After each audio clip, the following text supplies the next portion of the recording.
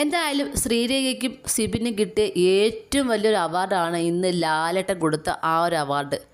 അതായത് അന്നത്തെ ആ ഒരു സ്കിറ്റ്, അവയവദാനത്തിൻ്റെ ആ ഒരു സ്കിറ്റ് അടിപൊളിയായിരുന്നു അല്ലേ. സത്യം പറഞ്ഞാൽ എല്ലാവർക്കും തനിക്കും തൻ്റെ അവയവങ്ങൾ ദാനം ചെയ്യണം എന്ന് തോന്നിപ്പിക്കുന്ന തരത്തിലുള്ള ഒരു സ്കിറ്റ് തന്നെയായിരുന്നു അല്ലേ.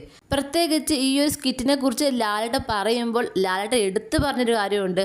ലാലേട്ടൻ്റെ അവയവങ്ങൾ മൊത്തം ഡൊണേറ്റ് ചെയ്തിരിക്കുകയാണ്, ഫുൾ ബോഡി ഡൊണേറ്റ് ചെയ്തിരിക്കുകയാണ് എന്നാണ് പറയുന്നത്.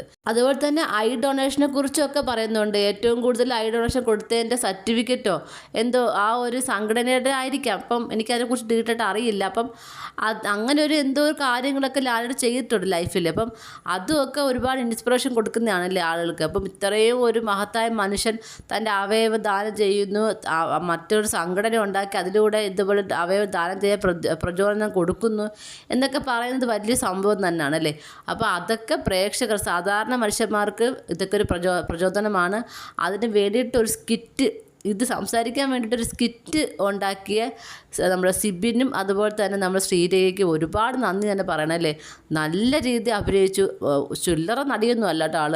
കാര്യം സംസ്ഥാന അവാർഡ് കിട്ടിയെന്ന് പറഞ്ഞാലും എനിക്ക് വലുതായിട്ട് തോന്നിയില്ല. പക്ഷേ ഈ ഒരു സ്കിറ്റ് കണ്ടതോടെ മനസ്സിലായി അവർക്ക് ആ ഒരു അവാർഡ് അർഹിച്ചത് തന്നെയായിരുന്നു. അപ്പോൾ എന്തായാലും നമുക്ക് നോക്കാം. പിന്നെ ലാലേട്ടനെ ഒരുപാട് ഇഷ്ടപ്പെട്ടു കേട്ടോ ശ്രീരേഖയുടെ ആ പെർഫോമൻസ്.